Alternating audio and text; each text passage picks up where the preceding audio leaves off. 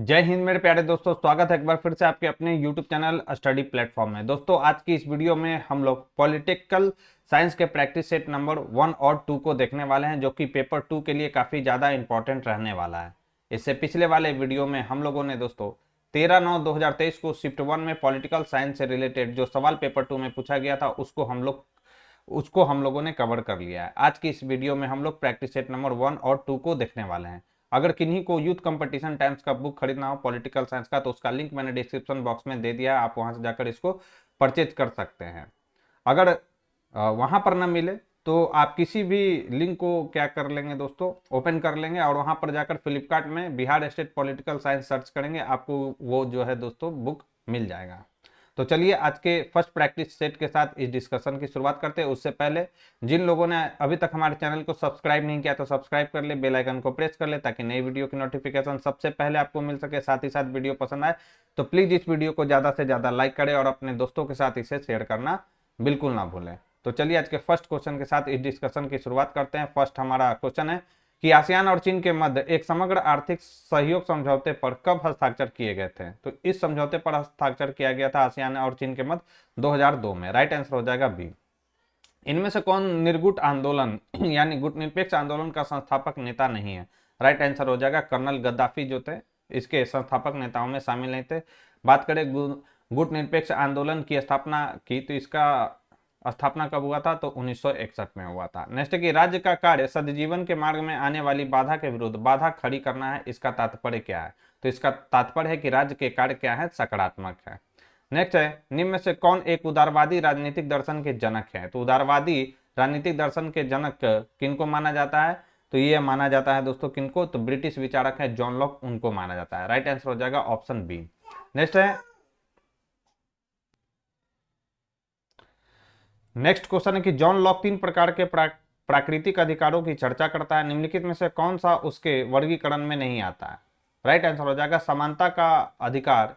ये John Locke ने प्राकृतिक अधिकारों की जो चर्चा की है उसमें समानता का अधिकार उसमें शामिल नहीं है, जबकि जीवन का अधिकार, स्वतंत्रता का अधिकार और संपत्ति का अधिकार इसमें शामिल है। और सबसे इंपॉर्टेंट जॉन लॉक ने किस अधिकार को माना है? तो याद रखना है संपत्ति के अधिकार को। नेक्स्ट निम्नलिखित में से कौन सा सर्वप्रथम सिद्धांतवादी था जिसने सरकारों का एक सुव्यवस्थित वर्गीकरण प्रस्तुत किया था? तो यह विचारक कौन था? तो यह था अरस्तु, जिसने सरकारों का एक सुव्यवस्थित वर्गीकरण प्रस्तुत किया था। राइट आंसर हो जाएगा ऑप्शन डी। उनके अनुसार क्या था? तो शासन का स्वाभाविक जो रूप है एक तंत्र या राजतंत्र, कुलीन तंत्र और बहुतंत्र या संवैधानिक तंत्र था।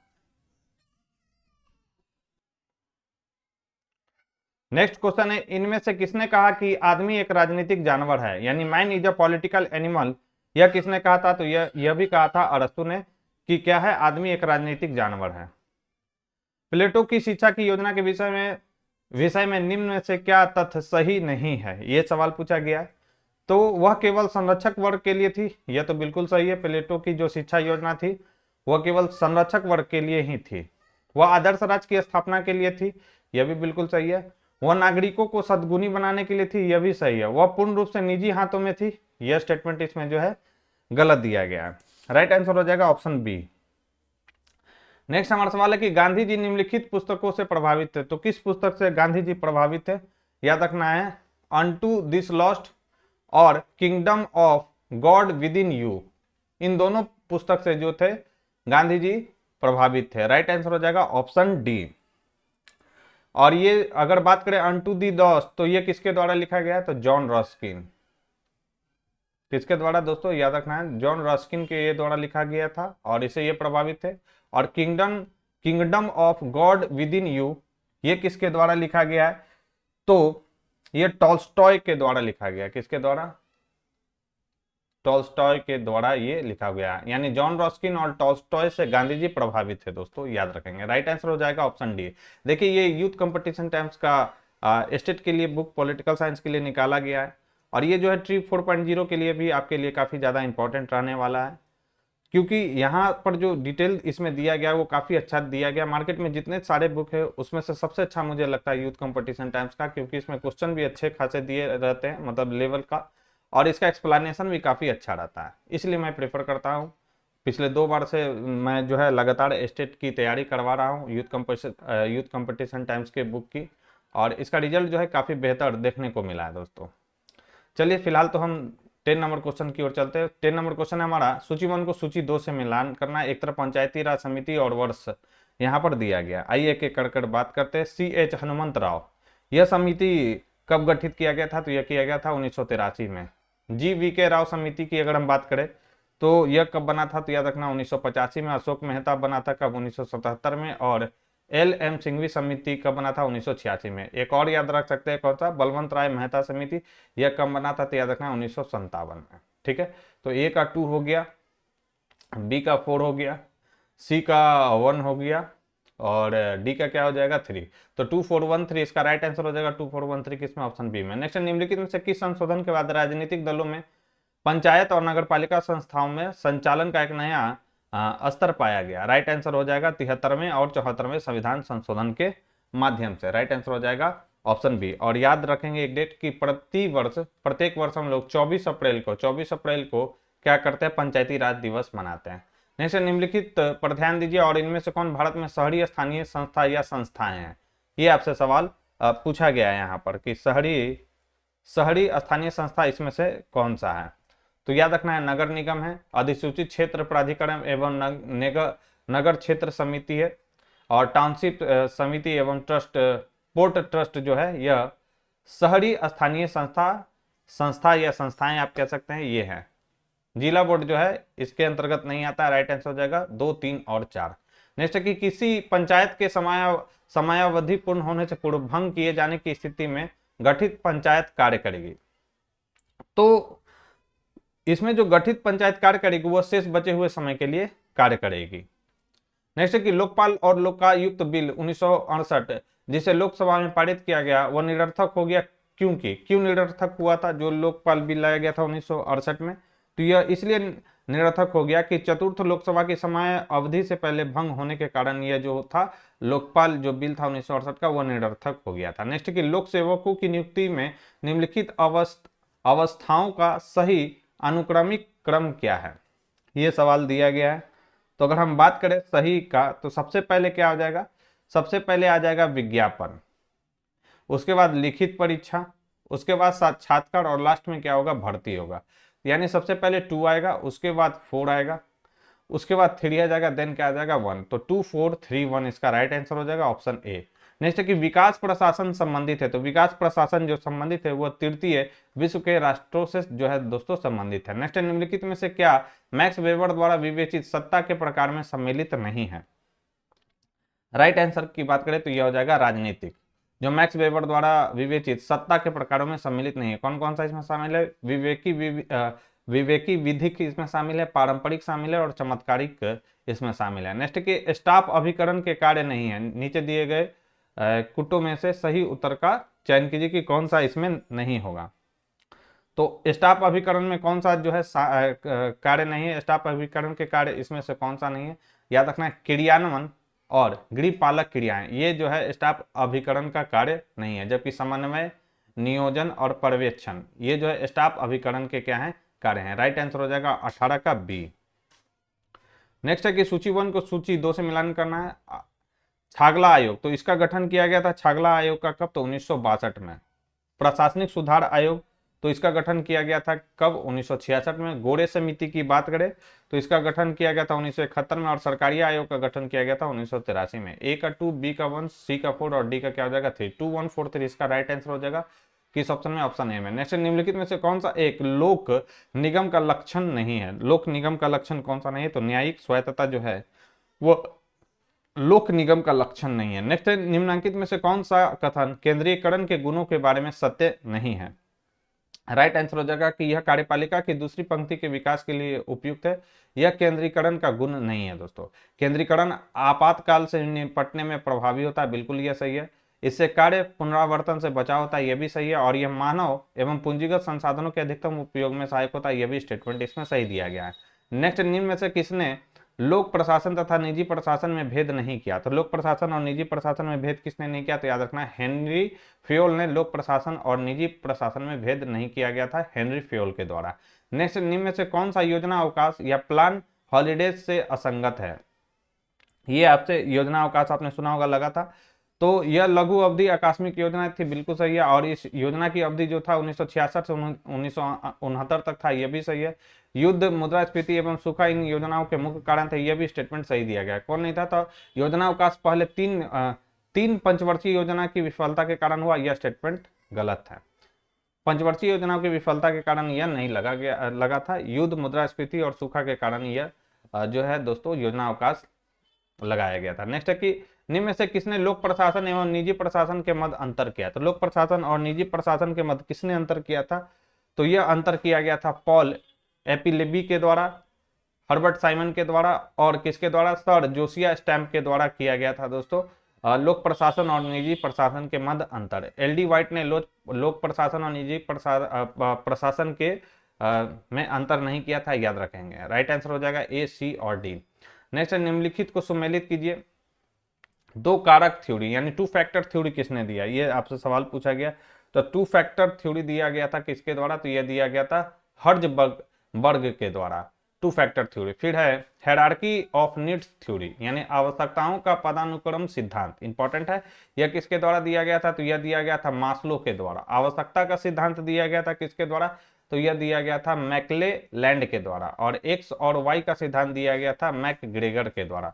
तो ए का तो 4 हो जाएगा, बी का 3 हो जाएगा, सी का 1 हो जाएगा और डी का 2। इस क्वेश्चन का राइट आंसर हो जाएगा 4 3 1 2। 4 3 1 2 किसमें? तो ऑप्शन डी इसका परफेक्ट होगा। नेक्स्ट, निम्नलिखित में से कौन सी पद्धति नई भर्ती के सिविल सेवकों के दोष और कमियों को दूर करता है? 26 का राइट आंसर हो जाएगा, यह है प्रशिक्षण। नेक्स्ट है प्रशासनिक रीतियों और निर्णयों की वैधता के निर्धारण करने की न्यायालयों की शक्ति को जाना जाता है। तो यह जाना जाता है न्यायिक समीक्षा के नाम से जाना जाता है। नेक्स्ट हमारा सवाल है कि आंतरिक रूप से भर्ती की प्रक्रिया को कहा जाता है? तो आंतरिक रूप से भर्ती की जो प्रक्रिया है उसे कहा जाता है पदोन्नति प्रणाली। क्या कहा जाता है? पदोन्नति प्रणाली। नेक्स्ट कि मैक्स वेबर के नौकरशाही के सिद्धांत के बारे में निम्नलिखित में से कौन सा कथन सही है? और इसको आप VVI कर लेंगे दोस्तों। नौकरशाही के सिद्धांत दिया था मैक्स वेबर ने और इसमें बोला जा रहा है कि कौन सा स्टेटमेंट इसमें से सही दिया गया। ये 4 दिया गया है। तो आइए हम लोग देखते हैं कि यह नियम आधारित युक्ति संगत नियंत्रण का लोहे का पिंजरा है। यह बिल्कुल गलत है, ऐसा नहीं था। यह युक्ति युक्त विधिक प्राधिकार का महत्वपूर्ण हिस्सा है। तो यह स्टेटमेंट सही है मैक्स वेबर के नौकरशाही सिद्धांत के बारे में। नौकरशाही से मेधा के रूप में ज्ञान के माध्यम से प्रभुत्व अभिप्रेत है। यह स्टेटमेंट भी सही है। लोकतंत्र में इसकी सहज ग्राह्यता है। यह भी स्टेटमेंट सही है। यानी केवल 2, 3 और 4 जो स्टेटमेंट है वह इसमें परफेक्ट दिए गए हैं। राइट आंसर हो जाएगा डी। नेक्स्ट, निम्नलिखित में से कौन सी नए लोक प्रबंध की विशेषता है? यह भी इंपॉर्टेंट कर लीजिए। नए लोक प्रबंध की विशेषता इसमें से कौन सा है? तो संविदा देना, यह है। प्राधिकार का हस्तांतरण करना, यह भी है। निष्पादन मूल्यांकन पर ध्यान देना, यह भी है। और प्रबंधन पर ध्यान देना, यह जो है नए लोक प्रबंधन की विशेषता है दोस्तों। राइट आंसर हो जाएगा ऑप्शन डी। नेक्स्ट हमारा सवाल है कि भारतीय पुलिस सेवा निम्न में से किस विभाग या मंत्रालय के अधीन आती है? तो याद रखना है यह गृह मंत्रालय के अधीन कार्य करती है भारतीय पुलिस सेवा। राइट आंसर हो जाएगा ऑप्शन सी होगा। फिर सूची 1 को सूची 2 से मिलान करना है। आइए एक एक कर मिलान करते हैं। बर्नार्ड ने क्या दिया था? तो याद रखना है कार्यकारी के प्रकार, यह दिया गया था बर्नार्ड के द्वारा। फ्योल के हेनरी फ्योल ने क्या दिया था? तो हेनरी फ्योल ने दिया था प्रबंधन के सिद्धांत यानी थ्योरी ऑफ मैनेजमेंट। गुलिक ने क्या दिया था? तो गुलिक ने दिया था संगठन का आधार क्या होना चाहिए, यह बताया था गुलिक ने। और टेरी ने क्या दिया था? तो टेरी ने दिया था दोस्तों प्रत्यायोजन। इसको भी आप VVI कर लेंगे दोस्तों। तो ए का तो 3 हो गया, बी का 2 हो गया और सी का क्या हो जाएगा 4 और डी का 1। 3 2 4 1 इसका राइट आंसर हो जाएगा। 3 2 4 1 किसमें? तो ऑप्शन ए में। नेक्स्ट है कि नेतृत्व के गुणमूलक दृष्टिकोण के प्रणेता है। तो नेतृत्व के गुणमूलक दृष्टिकोण के जो प्रणेता है उनका नाम है चेस्टर बर्नार्ड। चेस्टर बर्नार्ड जो है नेतृत्व के गुणमूलक दृष्टिकोण के प्रणेता हैं। किसके अनुसार राज्य जीवन की मूलभूत आवश्यकताओं के निमित्त अस्तित्व में आता है और श्रेष्ठ जीवन के लिए अस्तित्व में बना रहता है? यह किसने कहा था दोस्तों? यह कहा था किसके द्वारा कहा गया था यह? तो यह कहा गया था अरस्तु के द्वारा। नेक्स्ट है कि प्रसिद्ध परवर्णी शब्द जो पोस्टकॉर्ब है किसने गढ़ा? याद रखना है कि पोस्टकॉर्ब जो शब्द है वह गढ़ा था गुलिक और उर्विक ने। और पोस्टकॉर्ब का आपको फुल फॉर्म भी याद रखना है, काफी इंपॉर्टेंट है, पूछा भी जाता है। पोस्टकॉर्ब में पी का अर्थ क्या होता है? प्लानिंग। ओ का अर्थ होता है ऑर्गेनाइजिंग। एस का अर्थ होता है स्टाफिंग। डी का मतलब होता है डायरेक्टिंग। सीओ का मतलब सी और ओ का मतलब होता है कोऑर्डिनेशन। आर का मतलब होता है रिपोर्टिंग और बी का अर्थ होता है बजटिंग। ये होता है पोस्ट कॉर्प का फुल फॉर्म। और इसे किसने दिया था, तो गुलिक और उर्विक ने दिया था दोस्तों, इंपॉर्टेंट ही है।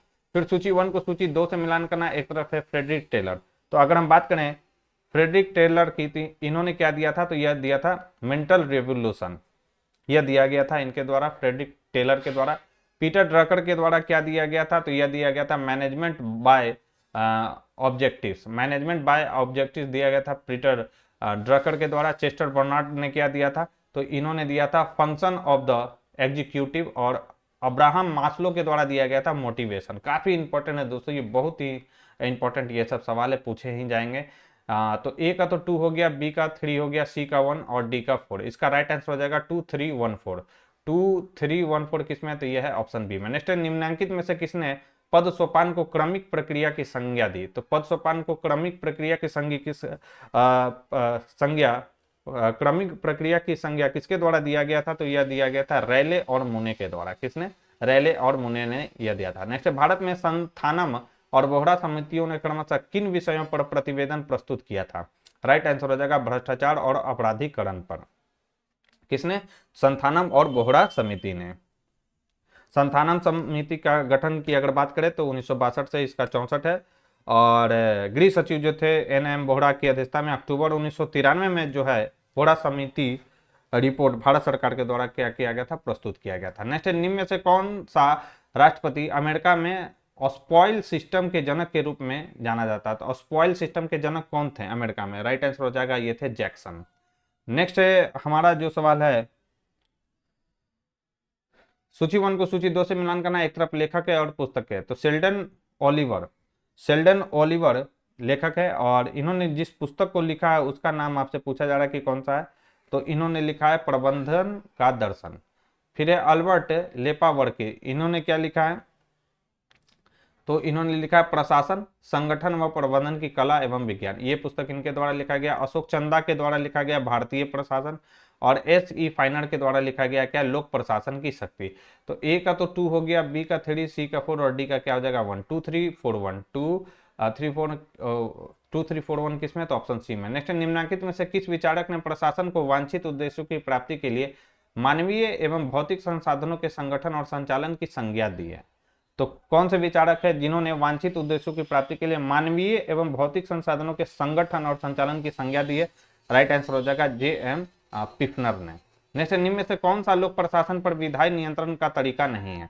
तो लोक प्रशासन पर विधायी नियंत्रण का तरीका कौन सा नहीं, तो सरकार के विरुद्ध अभियोग। नेक्स्ट, इंग्लैंड में निम्नलिखित में से किसका न्यायिक पुनरावलोकन होता है। तो किसका न्यायिक पुनरावलोकन होता है इंग्लैंड में, तो उपयुक्त में से कोई नहीं। संसदीय विधान का नहीं होता, कार्यपालिका के निर्णय और प्रदत्त विधान इनका जो है जुडिशियल रिव्यू नहीं होता है इंग्लैंड में।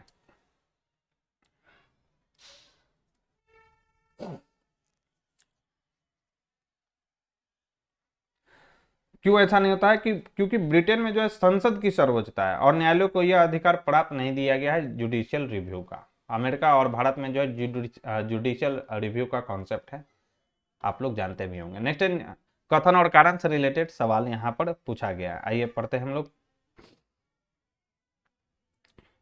कि कथन है कि व्यवहार में संसदीय शासन में विधानमंडल कार्यपालिका को नहीं वरन कार्यपालिका विधानमंडल को नियंत्रित करती है। बिल्कुल सही है।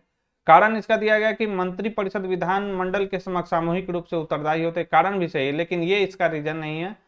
कारण जो है कथन की सही व्याख्या नहीं यहाँ पर कर रहा है, इसलिए इसका राइट आंसर क्या हो जाएगा, ऑप्शन बी होगा। नेक्स्ट है कि संसदीय जनतंत्र में वास्तविक सत्ता निहित होती है। तो संसदीय जो लोकतंत्र होता है उसमें वास्तविक जो सत्ता निहित होता है वह किसमें होता है, तो यह निहित होता है दोस्तों मंत्रिपरिषद में। नेक्स्ट है कि अमेरिकी राष्ट्रपति का कार्यकाल है। तो अमेरिकी राष्ट्रपति का जो कार्यकाल होता है 4 वर्षों का होता है। नेक्स्ट है यहाँ पर कथन और कारण नीचे दिया गया और ऊपर उसका ऑप्शन दिया गया। आइए देखते हैं। सवाल है कि राष्ट्रपति शासन केवल संयुक्त राज्य अमेरिका में सफल है। तो ये जो है दोस्तों कथन सही यहाँ पर दिया गया है। संयुक्त राज्य अमेरिका एकमात्र राज्य है जहां लघु विरोधाभास राष्ट्रपति व्यवस्था की सफलता को सुनिश्चित करती है। तो यह भी स्टेटमेंट सही है और कारण जो है कथन की सही व्याख्या भी करा, इसलिए इसका राइट आंसर क्या आ जाएगा, ऑप्शन ए होगा। नेक्स्ट, निम्नलिखित में से कौन सा संवैधानिक सरकार से संबंधित नहीं है। तो संवैधानिक सरकार से संबंधित कौन सा नहीं है, याद रखना है। श्रेणी तंत्र सरकार जो है संवैधानिक सरकार से संबंधित नहीं है, जबकि संविदा सरकार अध्यात्मात्मक सरकार और संघीय सरकार, ये संवैधानिक सरकार से संबंधित है दोस्तों। नेक्स्ट है कि अमेरिकी राष्ट्रपति के बारे में निम्नलिखित में से कौन सा कथन सही है, और नीचे यहाँ पर कूट दिया गया कि कौन सा स्टेटमेंट इसमें से सही है। आइए एक एक कर देखते हैं। तो अमेरिकी राष्ट्रपति केवल एक बार पुनर्निर्वाचित किए जा सकता है, बिल्कुल सही है ये। देशद्रोह, घूसखोरी तथा अन्य अपराधों के लिए उस पर महाभियोग चलाया जा सकता है, बिल्कुल ये भी सही है। महाभियोग प्रस्ताव की सुनवाई की अध्यक्षता उच्चतम न्यायालय के मुख्य न्यायाधीश द्वारा की जाती है, ये भी स्टेटमेंट सही दिया गया। राष्ट्रपति तथा उपराष्ट्रपति दोनों एक ही राज्य से हो सकते हैं, बिल्कुल यह गलत है। राष्ट्रपति और उपराष्ट्रपति दोनों एक ही राज्य से नहीं हो सकते हैं। राइट आंसर हो जाएगा ऑप्शन ए। नेक्स्ट, निम्नलिखित पर विचार कीजिए और ये निम्नलिखित में से किस संवैधानिक प्रणाली के भाग हैं, ये आपसे पूछा जा रहा है। तो पॉकेट वीटो, संघीय विधायिका को राष्ट्रपति का संदेश, गुट प्रणाली, कोस्ट पद्धति यानी पिजियन होल एक विधेयक।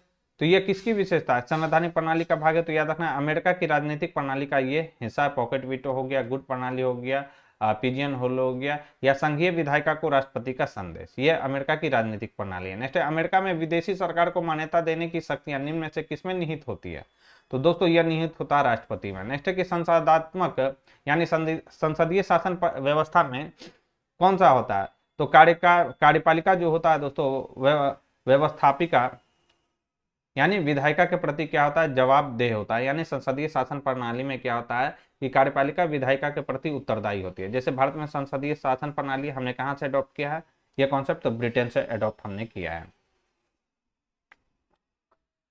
और इसमें दो प्रकार की कार्यपालिका होता है, एक नाम मात्र का, एक वास्तविक कार्यपालिका। नाम मात्र के कौन होते हैं, जैसे राष्ट्रपति, और वास्तविक कौन होता है कार्यपालिका, तो ये होते हैं देश के प्रधानमंत्री। नेक्स्ट, कौन सी सरकार को उत्तरदायी सरकार के नाम से भी जाना जाता है, तो याद रखना है संसदीय शासन व्यवस्था को जो है उत्तरदायी सरकार के नाम से भी हम लोग जानते हैं। नेक्स्ट, मैग्ना कार्टा, गौरवपूर्ण क्रांति तथा जॉन लॉक की रचनाएं आदि सब ने ग्रेट ब्रिटेन को मजबूत बनाने में योगदान दिया है, तो क्यों, ये सवाल है। राइट आंसर हो जाएगा इसका संसदीय लोकतंत्र को।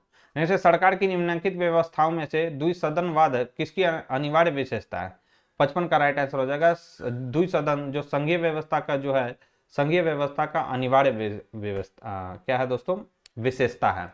जैसे हमारे यहाँ भी दो सदन है, लोकसभा राज्यसभा, राज्यों में भी कहीं कहीं पर 2 सदन है, ठीक है। तो ये आप देख सकते हैं 2 सरकारें होती है, एक संघ की सरकार और एक क्या होता है दोस्तों, राज्य की सरकार, और उनके मध्य क्या होता है, विभाजन होता है। यहाँ पर क्या होता है, संविधान की सर्वोच्चता होती है। मैं ये बता रहा हूँ संघीय सरकार के लक्षण आपको याद रखना है। जैसे द्विसदनवाद होता है, यानी लोकसभा राज्यसभा हमारे यहाँ आप समझ सकते हैं। दोहरी सरकार होती है, केंद्र की सरकार और एक राज्य की सरकार। शक्तियों का स्पष्ट विभाजन उनके बीच होता है। उसके बाद संविधान की सर्वोच्चता उसमें होती है, ठीक है। ये सभी के सभी संघीय व्यवस्था की क्या है, लक्षण है दोस्तों। नेक्स्ट, किसने कहा संसदीय व्यवस्था दल की भावना को सघन बनाती है और हमेशा इसे जीवंत रखती है, यह कहा गया था लॉर्ड ब्राइस के द्वारा। नेक्स्ट, निम्न में से कौन सा पद केवल संसदात्मक यानी संसदीय शासन प्रणाली में ही पाया जाता है, तो संसदीय शासन प्रणाली में कौन सा पाया जाएगा, इसमें पाया जाएगा प्रधानमंत्री। नेक्स्ट, कौन सा देश अध्यक्षात्मक व संसदीय प्रणालियों का सर्वश्रेष्ठ उदाहरण है, तो अपना प्यारा देश जो भारत है, संसदीय शासन व्यवस्था और तो कौन सा देश जो है यहाँ पर बोल रहा है कि अध्यक्षात्मक व संसदीय प्रणालियों का सर्वश्रेष्ठ उदाहरण यहाँ से पूछा गया है, याद रखना फ्रांस जो है अध्यक्षात्मक एवं संसदीय शासन प्रणाली का सर्वश्रेष्ठ उदाहरण है, जबकि भारत एवं ब्रिटेन में संसदीय शासन व्यवस्था विद्यमान है, जबकि कनाडा में क्या है दोस्तों, संघात्मक शासन व्यवस्था के लक्षण देखे जाते हैं, ठीक है। तो इसका सर्वश्रेष्ठ उदाहरण कौन सा है, फ्रांस है। नेक्स्ट, निम्नलिखित में से कौन एक अध्यक्षात्मक प्रणाली की विशेषता नहीं है, इंपॉर्टेंट है। तो सामूहिक उत्तरदायित्व, यह संसदीय शासन प्रणाली की विशेषता है, न कि अध्यक्षात्मक प्रणाली की। राष्ट्रपति की वास्तविक सत्ता होता है अध्यक्षात्मक प्रणाली में, यह सही है। महाभियोग की प्रक्रिया भी इसमें शामिल होता है, ये सब जो होता है अध्यक्षात्मक प्रणाली की विशेषता है। सामूहिक उत्तरदायित्व जो है वह संसदीय शासन प्रणाली की विशेषता है, न कि अध्यक्षात्मक प्रणाली की। नेक्स्ट है कि संसदीय सरकार के तहत राज्य का प्रधान होता है, तो संसदीय सरकार के तहत राज्य का जो प्रधान होता है दोस्तों वह संवैधानिक प्रधान कहलाता है। नेक्स्ट, निम्नलिखित में से कौन सा देश सरकार की संसदीय प्रणाली का उदाहरण नहीं है, तो कौन सा देश है जो संसदीय शासन प्रणाली का उदाहरण नहीं है, तो यह है रूस। नेक्स्ट है, निम्न देशों में से किसमें द्वैध नागरिकता की व्यवस्था, तो द्वैध नागरिकता की व्यवस्था कहां पर है, तो यह है दोस्तों संयुक्त राज्य अमेरिका में। संयुक्त राज्य जो अमेरिका है एक संघात्मक शासन व्यवस्था वाला देश है, ठीक है। और वहां पर जो है द्वैध नागरिकता की व्यवस्था है, यानी आप जिस स्टेट से, एक तो यूनाइटेड स्टेट अमेरिका का आपका नागरिकता होगा, और आप जिस 50 स्टेट है वहां पर, तो 50 स्टेट में आप जहां से, जिस स्टेट से बिलोंग करते हैं वहां का भी आपको क्या होना चाहिए, नागरिकता होना चाहिए। नेक्स्ट है कि संसदीय शासन प्रणाली के व्यवहारिक पहलू को मात्र परिभाषित करने के लिए किसने प्रधानमंत्री शासन शब्दावली को गढ़ा, या और प्रधानमंत्री को निर्वाचित तानाशाह की संज्ञा दी, तो यह किसने कहा था, तो यह कहा था रेमजे म्यूर ने। नेक्स्ट है कि डेविड ईस्टर्न समूहों और संगठनों की आंतरिक राजनीतिक व्यवस्था को संदर्भित करता है, राइट आंसर हो जाएगा पैरा पॉलिटिकल अवस्थाओं के रूप में ये संबोधित यानी संदर्भित करते हैं डेविड ईस्टर्न। नेक्स्ट है कि लुसियन डब्ल्यू पाई ने राजनीतिक विकास में संकट की कुछ अवस्थाएं बताई है, निम्न में से कौन उस संकटावस्था से संबंधित नहीं है, 65 का राइट आंसर हो जाएगा मूल्य संकट। नेक्स्ट है आधुनिकीकरण और क्षय के सिद्धांत की धारणा निम्नलिखित में से किसकी है, तो यह धारणा जो है दोस्तों किसकी है, यह है हैटिंगटन की। नेक्स्ट है कि आमंड व पावेल द्वारा संरचनात्मक प्रकार्यात्मकवाद का अनुप्रयोग निम्नलिखित में से किसका अनुप्रयोग था, यह जो अनुप्रयोग था दोस्तों वह था ईस्टर्न की राजनीतिक व्यवस्था का ढांचा का। नेक्स्ट है कि लैंगिक असमानता उदाहरण है, तो लैंगिक जो असमानता है वह सामाजिक असमानता का उदाहरण है, लैंगिक असमानता। नेक्स्ट है महात्मा गांधी कहा करते थे कि डैश को राजनीति से कभी अलग नहीं किया जा सकता है, तो याद रखना है महात्मा गांधी कहा करते थे क्या, कि जो है धर्म को जो है राजनीति से कभी अलग नहीं किया जा सकता। नेक्स्ट कि भारत में धर्म निरपेक्षता के वैज्ञानिक प्रारूप के संदर्भ में निम्नलिखित में से कौन सा कथन सही है, कौन सा स्टेटमेंट इसमें से सही दिया गया है, राइट आंसर हो जाएगा यह धर्म तथा राजनीति को एक दूसरे से पृथक करता है, बिल्कुल नहीं। अब भारत में जो धर्म निरपेक्षता है उसमें क्या खासियत है कि राजनीति को धर्म से जो है दूर नहीं किया गया है, ठीक है। और यह जो है दोस्तों यह प्रकृति से गत्यात्मक तथा प्रगतिशील राष्ट्र की आवश्यकताओं से मेल खाता है, यह बिल्कुल सही है। यह प्रत्येक समुदाय को संसद की संप्रभु अधिसत्ता के तहत रखता है, क्या स्टेटमेंट सही है, तो यह भी जो है दोस्तों स्टेटमेंट यहां पे सही है। तो यहां पर ये भी स्टेटमेंट यहां पर थोड़ा सुधार कर लेंगे दोस्तों, यहां से मुझसे थोड़ा मिस्टेक हो गया कि धर्मनिरपेक्षता में क्या बोला गया, तो भारत में धर्मनिरपेक्षता के वैज्ञानिक प्रारूप के संदर्भ में निम्न कथन सत्य। जैसे यहाँ पर क्या होता है कि यहाँ जो है धर्म तथा राजनीति को एक दूसरे से पृथक रखा करता है, यह स्टेटमेंट इसमें से सही दिया गया है, ठीक है। यह प्रकृति से गत्यात्मक तथा प्रगतिशील राष्ट्र की आवश्यकताओं से मेल खाता है, यह भी सही है। यह प्रत्येक समुदाय को संसद की संप्रभु अधिसत्ता के तहत रखता है, यह भी सही है। यानी इसका राइट आंसर हो जाएगा उपयुक्त में से एक से अधिक। थोड़ा यहाँ पे ये धर्म को राजनीति से मैंने साथ बता दिया था, जो कि गलत मैंने बोला था। सही है कि यहाँ पर राजनीति को क्या किया गया, धर्म से अलग रखा गया, तो ये इसका राइट आंसर हो जाएगा ऑप्शन डी। नेक्स्ट कथन और तर्क से रिलेटेड सवाल दिया गया, आइए देखते हैं हम लोग। कथन है कि पहले 3 आम चुनाव में भारत में एक दल प्रधान का प्रारूप विकसित हुआ जो एक दलीय व्यवस्था से भिन्न था, बिल्कुल सही है। तर्क था कि केंद्र और अधिकांश राज्यों में कांग्रेस का सरकारी शक्ति का अनंत नियंत्रण था, यह भी सही है। और इसीलिए जो था पहला जो 3 चुनाव हुआ था, आम चुनाव हुआ था, उसमें एक ही दल का प्रभुत्व देखने को भारत में मिलता है दोस्तों। कब तक ये चला था ये ट्रेंड, तो 1967 तक। और इसका राइट आंसर क्या आ जाएगा, ऑप्शन ए इसका परफेक्ट होगा। फिर अभिकथन और कारण से रिलेटेड है यहाँ पर सवाल जो पूछा गया है, आइए देखते हैं कि अभिकथन है कि जाति व्यवस्था प्रारंभिक समाज का सार थी, बंद व्यवस्था जहां व्यक्ति पीढ़ी दर पीढ़ी एक ही प्रकार का कार्य करते थे और लगभग एक ही प्रकार से जीवन जीते थे, यह बिल्कुल सही है दोस्तों। कारण है कि जाति प्रणाली अपने में सामाजिक संरचना तथा मानकीय धार्मिक व्यवहार की विशेषताएं समाविष्ट करती हैं और हिंदू जाति समाज में रह रहे व्यक्तियों के व्यक्तिगत जीवन के बारे में काफी व्यापक विचार प्रदान करती है। कारण भी सही दिया गया, लेकिन कारण जो है कथन की सभी सही व्याख्या नहीं कर रहा, इसीलिए इसका राइट आंसर बी होगा। 73 कि मैं सांप्रदायिकता को अज्ञानता का सबसे बड़ा शत्रु मानता हूं। हम सभी को सांप्रदायिकता को समाप्त करने के लिए अपनी पूरी ताकत लगा देनी चाहिए, क्योंकि यह भारतीयता और हमारे राष्ट्र के विरुद्ध भारी चुनौती है। यह कथन किसका है? तो दोस्तों यह कथन कहा था महात्मा गांधी ने।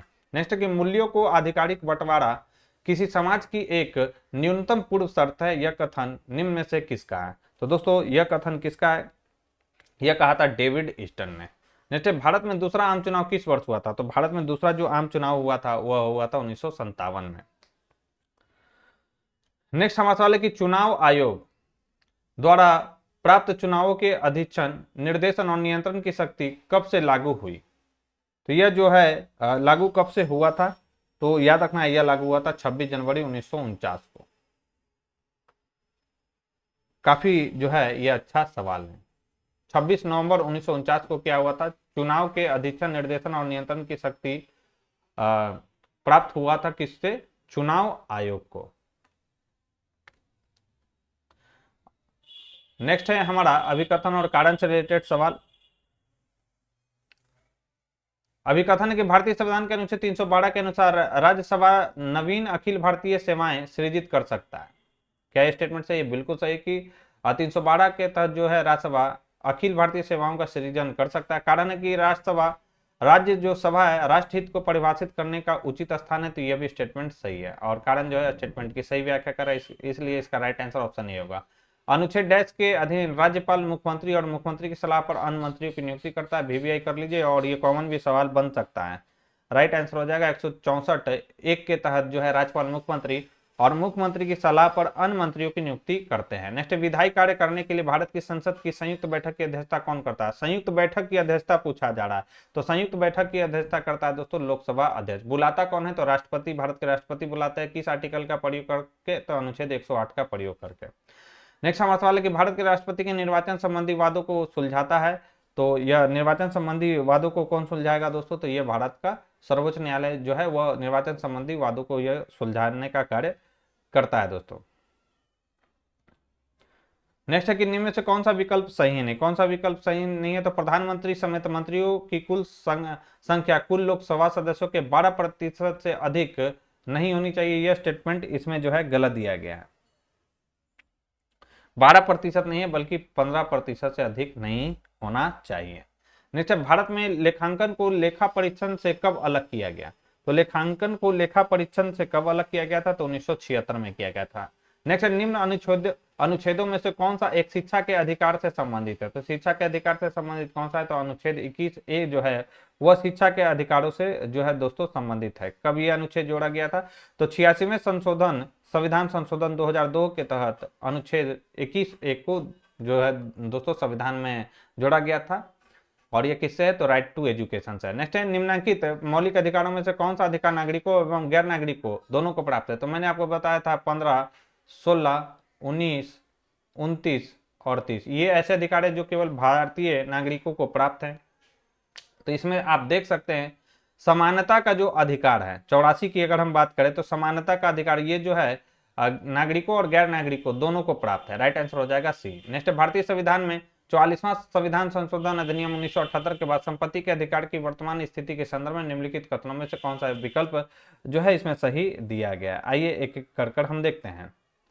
तो भाग 3 से अनुच्छेद 21 च तथा अनुच्छेद 31 को निरस्त कर दिया गया। बिल्कुल यह सही है। इसे भाग 12 में अनुच्छेद 300 क के तहत प्रतिस्थापित किया गया। बिल्कुल सही है। यह अब एक विधिक अधिकार मात्र बनकर रह गया है। क्या स्टेटमेंट यह सही है? 85 का।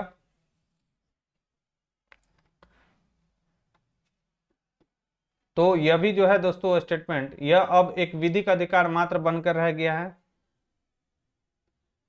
तो यह भी स्टेटमेंट सही है। यहां पर 85 का आंसर दे रहा है कि इस अधिनियम द्वारा अनुच्छेद 1 च तथा निरस्त कर दिया गया। ये तो सही है।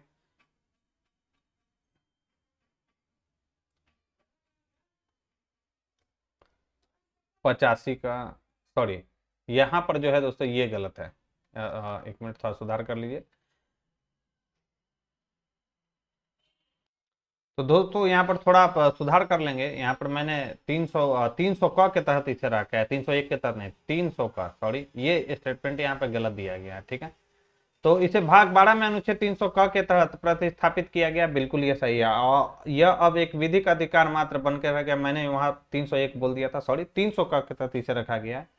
तो 1 और 3 इसमें परफेक्ट दिया गया, राइट आंसर डी होगा। नेक्स्ट, धर्मनिरपेक्षता की संकल्पना की व्याख्या में अंतर संबंधित है, तो राइट आंसर हो जाएगा यस, स्वतंत्रता एवं समानता से ये जो है दोस्तों संबंधित है। नेक्स्ट, नीचे दिए गए भारतीय अधिनियमों में किस अधिनियम के द्वारा भारतीय प्रांतों में द्वैध शासन की व्यवस्था, तो द्वैध शासन की जो व्यवस्था है दोस्तों किसके तहत किया गया था, तो यह किया गया था दोस्तों, प्रांतों में द्वैध शासन पूछा जाए तो यह किया गया था 1919 का भारत शासन अधिनियम के तहत। और इसे हटाया कब गया था, तो याद रखना 1935 का भारत शासन अधिनियम के तहत। और उसमें क्या प्रावधान किया गया था कि केंद्र में द्वैध शासन की व्यवस्था किया गया था भारत शासन अधिनियम 1935 में। तो दोनों पॉइंट आपको याद रखना है।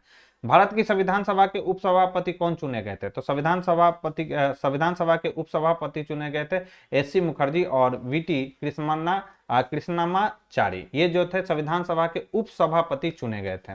नेक्स्ट, कि वह स्थान जहां नौसेना ने 1946 में भारत में ब्रिटिश शासन के विरुद्ध खुला विद्रोह किया था वह कौन सा था, राइट आंसर की बात करें तो यह था दोस्तों बंबई। ऑप्शन ए इसका परफेक्ट हो जाएगा। तो रॉयल इंडियन नेवी यानी भारतीय शाही नौसेना ने बंबई में 18 फरवरी, याद रखना है 18 फरवरी 1946 को क्या किया था, ब्रिटिश शासन के विरुद्ध जो है खुला विद्रोह किया था। इसे जल सेना विद्रोह या मुंबई विद्रोह भी कहा जाता है। यह विद्रोह मुंबई से शुरू हुआ, लेकिन जल्द ही यह कराची से लेकर कोलकाता तक पूरे ब्रिटिश भारत में फैल गया। इस विद्रोह में 78 यानी 78 जलयानों, 20 स्थलीय ठिकानों एवं 20,000 नाविकों ने भाग लिया था। नेक्स्ट है कि निम्नलिखित में से कौन प्रत्यक्ष प्रजातंत्र का आवश्यक रूप नहीं है, तो प्रत्यक्ष प्रजातंत्र का आवश्यक रूप कौन सा नहीं है, तो संघात्मक संरचना नहीं है। जबकि जनमत संग्रह, वापस बुलाना और जनमत संग्रह, मतलब दो बार यहाँ पे लिखा गया। आइए मैं बता देता हूँ कौन कौन सा है। तो जनमत संग्रह है, वापस बुलाना, प्लेबीसाइड आदि प्रत्यक्ष जो है प्रजातंत्र के जो है प्रत्यक्ष प्रजातंत्र के क्या है दोस्तों आवश्यक रूप है, याद रखेंगे। नेक्स्ट है नागरिक समाज उपयुक्त नाम है, तो नागरिक समाज उपयुक्त नाम किसका, राइट आंसर हो जाएगा लोकतांत्रिक और क्रियात्मक समाज का। नेक्स्ट है कि किसने विचार दिया था कि चूंकि समाज का स्वरूप संघात्मक है इसलिए सत्ता का स्वरूप भी संघात्मक होना चाहिए, यह किसने कहा था दोस्तों, यह कहा था किसने कहा था, लॉस्की ने यह कहा था। राइट आंसर हो जाएगा ऑप्शन ए, इसका बिल्कुल परफेक्ट होगा। नेक्स्ट है किसने कहा कि संप्रभुता का अधिवास निश्चित मानव श्रेष्ठ में होता है, यह किसने कहा था, तो यह कहा था दोस्तों किसने, यह कहा था ऑस्टिन ने कहा था। नेक्स्ट है कि स्वतंत्रता और समानता एक दूसरे के विरुद्ध नहीं अपितु एक दूसरे के पूरक है, यह कथन किसका है, यह कथन है दोस्तों लॉस्की का। किसने कहा स्वतंत्रता अतिशय शासन का विपर्याय है, यह किसने कहा था दोस्तों, यह कहा था सीले ने। नेक्स्ट है कि राज्य के विकास में सामंतवादी राज्य निम्नलिखित में से किसका परवर्ती है, तो सामंतवादी जो राज्य है किसका परवर्ती है तो रोमन साम्राज्य का। सूची 1 को सूची 2 से मिलान करना, दर्शन शास्त्र, राजनीति शास्त्र, अर्थशास्त्र और जो है समाज शास्त्र। आइए एक कर देखते हैं। तो दर्शन शास्त्र जो है मन से संबंधित है, राजनीति जो शास्त्र है वह शक्ति से संबंधित है, अर्थशास्त्र जो है व्यापार से, और समाज जो शास्त्र है वह स्तर विन्यास से संबंधित है। तो ए का तो 4 हो जाएगा, बी का 3, सी का 2 और डी का 1। 4 3 2 1 इसका राइट आंसर होगा। आइए देखते हैं, देखिए पूरा डिटेल यहाँ पर दिया गया 4 3 2 1 किसमें, ऑप्शन बी में। किसने कहा कि इतिहास का राजनीतिक विज्ञान के बिना फल नहीं तथा राजनीति विज्ञान का इतिहास के बिना जड़ नहीं, यह किसने कहा था दोस्तों, यह कहा था किसने, यह कहा था सीले ने। नेक्स्ट है राजनीतिक सिद्धांत के पतन के लिए निम्नलिखित में से कौन से कारक उत्तरदायी हैं, कौन सा कारक उत्तरदायी है ये आपको पहचानना है। तो इतिहासवाद है, बिल्कुल सही है, प्रत्यक्षवाद भी है इसमें शामिल, नैतिक सापेक्षवाद भी शामिल है और अति तथ्यात्मकवाद भी इसमें शामिल है। राइट आंसर हो जाएगा ऑप्शन डी। नेक्स्ट है व्यवहारवाद की बौद्धिक आधारशिला में शामिल है, तो व्यवहारवाद की बौद्धिक आधारशिला में कौन कौन सा शामिल है, तो याद रखना है नियमितताएं इसमें शामिल है, व्यवस्थापन इसमें शामिल है और शुद्ध विज्ञान इसमें शामिल है, वियोजन इसमें शामिल नहीं है। राइट आंसर हो जाएगा ऑप्शन सी। तो दोस्तों ये था हमारा सेट नंबर 1। तो वीडियो पसंद आ रही हो दोस्तों तो वीडियो को लाइक और अपने दोस्तों के साथ इसे शेयर करना ना भूले। जो लोग हमारे चैनल से पहली बार जुड़े हैं तो चैनल को सब्सक्राइब कर ले, बेल आइकन को प्रेस कर ले ताकि नए वीडियो की नोटिफिकेशन सबसे पहले आपको मिल सके। और किन्हीं को अगर ये बुक परचेज करना है तो उसका लिंक मैंने डिस्क्रिप्शन बॉक्स में दे दिया, आप वहां से जाकर इसको परचेज कर सकते हैं। नहीं मिले तो किसी भी लिंक पर क्लिक करके Bihar state political science search कीजिए, आपको वो बुक मिल जाएगा फ्लिपकार्ट पर। तो फिलहाल हम सेट नंबर 2 की ओर बढ़ते हैं। ये देखिए पूरा डिटेल अच्छे से इसमें दिया गया है, एक एक क्वेश्चन को अच्छे से डिटेल में दिया गया है। इससे आपका नॉलेज भी जो है दोस्तों बढ़ेगा। ट्री 4.0 के लिए भी काफ़ी ज़्यादा ये इंपॉर्टेंट बुक है। ऐसा मत समझिए कि केवल स्टेट को ध्यान में ही रखकर निकाला गया है। तो फर्स्ट सवाल है कि निम्नलिखित में से कौन एक नौ यथार्थवादी विचारक है। तो नौ यथार्थवादी विचार कौन है? तो केनेथ वाल्ट्स जो है वह एक नौ यथार्थवादी विचारक है। राइट आंसर हो जाएगा ऑप्शन डी। और कौन कौन से हैं? तो केनेथ वाल्ट्स हैं, जोसेफ ग्रीचो है, रेमंड ओरो है, स्टेनली हॉफमैन है, रॉबर्ट जर्विस है, स्टीफन वॉल्ट है, जॉन मर्साइमर आदि जो हैं नौ यथार्थवादी विचारक हैं दोस्तों। नेक्स्ट है कि भारतीय वायुसेना ने किस देश में ऑपरेशन कैक्टस को कार्यान्वित किया था। तो ऑपरेशन कैक्टस कहां चलाया गया था भारतीय नौसेना के द्वारा? यह चलाया गया था मालदीव में। कब चलाया गया था? तो याद रखना है यह 1988 में चलाया गया था। नेक्स्ट हमारा सवाल है कि किसने हीगल की राज्य की पूजा के योगदान एवं अधिनायकवाद के विकास के लिए निंदा की है? राइट आंसर हो जाएगा यह किया था कार्ल पॉपर ने। नेक्स्ट किसने लिखा है कि हॉब्स की प्राकृतिक दशा का दैत्य मनुष्य कभी भी नहीं हो सकता? यह किसने कहा था? लेवियाथन का नाम आपने सुना होगा। तो यह किसके द्वारा लिखा गया था? हॉब्स के द्वारा लिखा गया था लेवियाथन। और उसमें से था प्राकृतिक दशा का जो दैत्य था मनुष्य कभी भी नहीं हो सकता। यह किसने कहा था? यह आपसे सवाल आपसे पूछा गया तो यह कहा था स्पिनोजा ने कहा था। किसने? स्पिनोजा ने यह कहा था। नेक्स्ट कि लॉक के मत में जिस उद्देश्य के निमित्त राज्य रचा गया था वह था, तो वह कौन सा था? तो यह था समुदाय की भलाई के लिए। नेक्स्ट निम्नलिखित चिंतकों में से कौन असमानता का समर्थन करता है? तो असमानता का समर्थन कौन करता है? तो यह करता है दोस्तों अरस्तु। अभिकथन और कारण से रिलेटेड सवालों को देखते हैं, फटाफट थोड़ा देखेंगे। हमारा सवाल है क्या?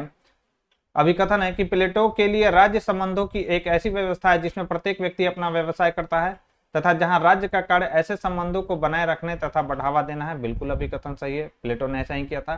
कारण है कि इसके अलावा प्लेटो ने जोर देकर कहा कि लोगों को पूर्ण जीवन जीने में मदद करना सरकार का काम है। कारण भी इसका सही है और कारण जो है अभिकथन की सही व्याख्या भी कर रहा है। राइट आंसर सॉरी कारण जो है दोस्तों इसका गलत दिया गया, क्योंकि कारण जो है यहाँ पर थोड़ा मिस्टेक हो गया मुझसे।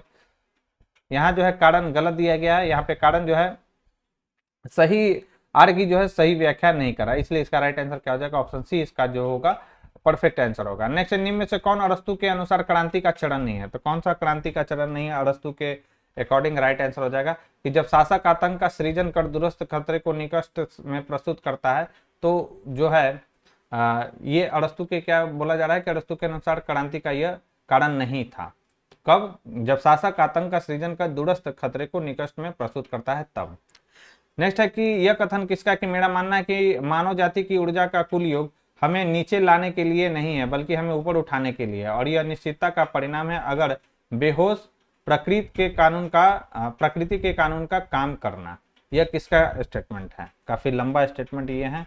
यह किसने कहा था? तो यह कहा था महात्मा गांधी जी ने। नेक्स्ट है निम्नलिखित में से क्या 73वें संविधान संशोधन अधिनियम और 74वें संविधान संशोधन अधिनियम के बीच समान विशेषताएं हैं? तो याद रखना है समय समय पर निर्वाचन, यह भी है समान विशेषता। सामाजिक और आर्थिक कमजोर समूह का सशक्तिकरण, यह भी है। और राज्य चुनाव आयोग का गठन, यह भी जो है दोस्तों दोनों में समान विशेषता। वार्ड समितियों का गठन ये नहीं है समान विशेषता। राइट आंसर इसका हो जाएगा 10 का राइट आंसर ऑप्शन बी दे रहा है, बी इसका परफेक्ट होगा। निम्नलिखित में से किस संशोधन में विकेंद्रीकरण का लोकतंत्रीकरण किया गया और लोकतंत्र का दायरा जमीनी स्तर पर महिलाओं, ओबीसी और दलितों तक बढ़ा दिया गया? राइट आंसर हो जाएगा दोनों, 73वें संविधान संशोधन और 74वें संविधान संशोधन। दोस्तों मेरा पॉलिटिकल साइंस विषय नहीं है, आप लोग के रिक्वेस्ट पे मैं ये सेट करा रहा हूँ। अगर कुछ थोड़ा गलती भी हो जाता है दोस्तों क्वेश्चन को एनालाइज कराने में या पढ़ने में, तो उसके लिए मैं आपसे सॉरी बोलता हूँ दोस्तों, क्योंकि ये मेरा पॉलिटिकल साइंस जो है मेरा विषय नहीं है दोस्तों। ठीक है, तो थोड़ा गलती हो तो उसके लिए आप कंटेंट पढ़ जाए, मेरे शब्दों पर नहीं, मतलब कि जो मैंने गलत बोला उस पर नहीं, बाकी जो क्वेश्चन मैंने सही कराया उस पर आप लोग फोकस करें दोस्तों। नेक्स्ट सवाल है कि छावनी परिषद के संदर्भ में इनमें से क्या सही नहीं है। तो इसमें से क्या सही नहीं है? तो राइट आंसर हो जाएगा कि इसका निर्माण कार्यकारी संकल्प द्वारा होता है। यह स्टेटमेंट इसमें गलत दिया गया। नगर निगम का सृजन किया जाता है, तो नगर निगम का जो सृजन है दोस्तों राज्य विधायन द्वारा किया जाता है नगर निगम का सृजन। सूची 1 को सूची 2 से मिलान करना। संथानम समिति, देखिए संथानम समिति किससे संबंधित था? तो भ्रष्टाचार की रोकथाम के लिए। सेट 1 में हम लोगों ने देखा था। अशोक मेहता समिति जो है किससे? तो पंचायती राज के की 2 स्तरीय व्यवस्था की से संबंधित है। कब आया गठित किया गया था? तो 1977 में। कोठारी समिति जो है किससे संबंधित है? तो याद रखना है नई भर्ती करने की नीति और चयन के तरीके से संबंधित है। और फकलान जो समिति है वह ब्रिटिश सिविल सर्विस के पुनर्संगठन से यह संबंधित है। तो ए का तो 3 हो जाएगा, बी का जो है 4, सी का 1 और डी का 2। 3, 4, 1, 2 इसका राइट आंसर हो जाएगा। राइट आंसर ऑप्शन है। नेक्स्ट कि दोनों संरचना एवं मानवीय संबंधों के रूप में संगठन को किसने परिभाषित किया? तो यह परिभाषित किया गया था दोस्तों किसके द्वारा? तो डिमॉक के द्वारा। नेक्स्ट कि हरमन साइमन का योगदान किस क्षेत्र में प्रसिद्ध है? तो यह प्रसिद्ध है दोस्तों निर्णय निर्माण का सिद्धांत। निर्णय निर्माण का सिद्धांत किसके द्वारा दिया गया था? हर्बर्ट साइमन के द्वारा। निम्नांकित में से कौन सी प्रत्यायोजन की प्रक्रिया नहीं है? तो प्रत्यायोजन की प्रक्रिया आपसे पूछा जा रहा है कि कौन सी नहीं है। राइट आंसर हो जाएगा संपूर्ण सत्ता का हस्तांतरण। यह प्रत्यायोजन की प्रक्रिया नहीं है। जबकि कर्तव्य सौंपना, सत्ता प्रदान करना और उत्तरदायित्व बोध यानी रचना, यह प्रत्यायोजन की जो है प्रक्रिया है दोस्तों। नेक्स्ट हमारा सवाल है कि नवीन लोक प्रशासन द्वारा निम्नलिखित में से किसका समर्थन नहीं किया गया है? याद रखना है व्यवहारवाद का समर्थन नवीन लोक प्रशासन में नहीं किया गया। नेक्स्ट निम्न में से लोक प्रशासन का आधारभूत सिद्धांत नहीं है। तो लोक प्रशासन का आधारभूत सिद्धांत राजनीतिक निर्देशन नहीं है। जबकि सामाजिक आवश्यकता, लोक उत्तरदायित्व और आर्थिक उत्तरदायित्व ये लोक प्रशासन का आधारभूत सिद्धांत है। नेक्स्ट निम्नलिखित में से कौन सा दृष्टिकोण विकेंद्रीकरण को अपने आप में एक उद्देश्य मानता है? राइट आंसर हो जाएगा राजनीतिक दृष्टिकोण जो है विकेंद्रीकरण को अपने आप में एक उद्देश्य मानता है। किसने नेतृत्व का विश्लेषण सर्कुलर रिस्पांस के रूप में किया है? 21 का जो राइट आंसर हो जाएगा ये किसने किया है? यह किया है मेरी पार्कर फॉलेट ने। किसने किया? तो मेरी पार्कर फॉलेट ने यह किया है। नेक्स्ट की सूचना के अधिकार द्वारा राजनीतिक प्रशासनिक व्यवस्था में निम्न में से किन विशेषताओं का प्रारंभ किया गया है? तो राइट आंसर की बात करें तो इसका राइट आंसर क्या होगा दोस्तों? इसका राइट आंसर हो जाएगा इसमें किया गया है सावधानी का, देखरेख का और सतर्कता का। राइट आंसर हो जाएगा ए, बी और सी। लाल फीताशाही का इसमें नहीं किया गया, याद रखेंगे। नेक्स्ट है और सूचना का अधिकार कब आया था? याद रखना है 2005 में। ये पॉइंट याद रखना है आपको। नेक्स्ट है हमारा कि निम्न में से कौन सा स्वैच्छिक संगठनों एवं गैर सरकारी संगठनों के मध्य अंतर का आधार नहीं है? तो इसका राइट आंसर हो जाएगा पंथ निरपेक्षी एवं लोकतंत्र मूल्यों के प्रति प्रतिबद्धता जो है यह स्वैच्छिक संगठनों एवं गैर सरकारी संगठनों के मध्य अंतर का आधार नहीं है। जबकि लोक हितैषी, सदस्यता और निधियन ये जो है मध्य इनके बीच जो है अंतर का आधार है। नेक्स्ट निम्नलिखित में से कौन से प्रकार का नीति मूल्यांकन उसके आधारभूत उद्देश्यों के प्राप्ति की सफलता के स्तर को निर्धारित करने पर बल देता है? 24 का राइट आंसर हो जाएगा ऑप्शन बी, कार्यक्रम प्रभाव मूल्यांकन। नेक्स्ट निम्नलिखित में से कौन सा पदोन्नति का सबसे पुराना सिद्धांत माना जाता है? राइट आंसर हो जाएगा वरिष्ठता सिद्धांत। पदोन्नति का सबसे पुराना सिद्धांत इसे माना जाता है। प्रबंधन की कौन सी प्रणाली जो है पर्यावरण के साथ कोई अंतर संबंध नहीं है?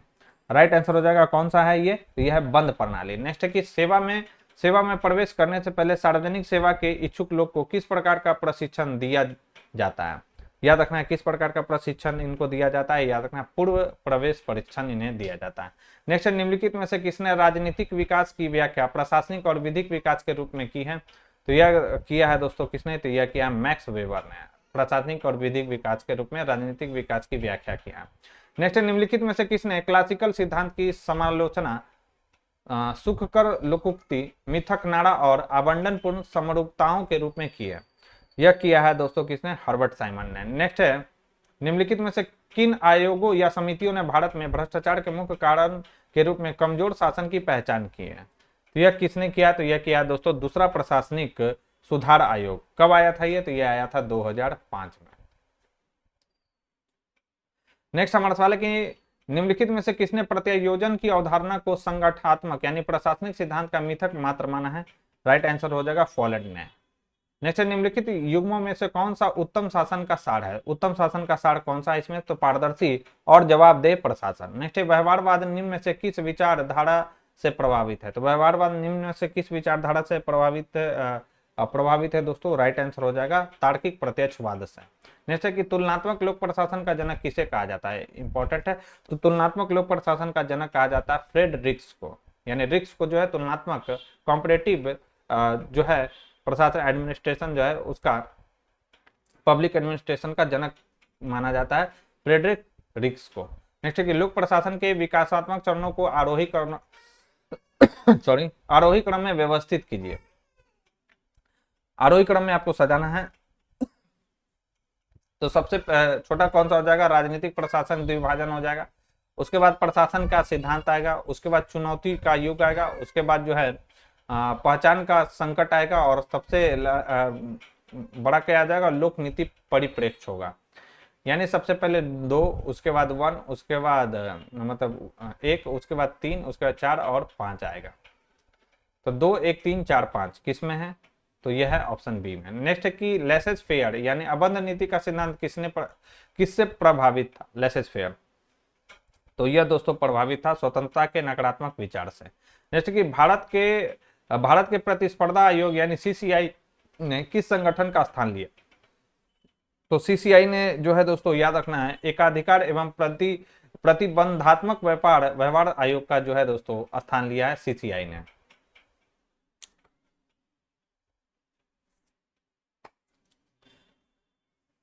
और ये क्या है, संविधिक निकाय जो प्रतिस्पर्धा नियम 2002 के प्रवर्तन के लिए उत्तरदायी है। मार्च 2009 में इसे विधिवत रूप से गठित किया गया था सीसीआई का। चलिए आगे बढ़ते हैं हम लोग कि ग्रेक्यूनास के अनुसार संगठन के 3 संबंधों में निम्नलिखित में से कौन सम्मिलित नहीं है। 38 का राइट आंसर हो जाएगा दोहरे आरे तिरछे संबंध, यह जो है दोस्तों सम्मिलित नहीं, जबकि प्रत्यक्ष एकल संबंध, प्रत्यक्ष समूह संबंध और आरे तिरछे संबंध यह सम्मिलित है दोस्तों।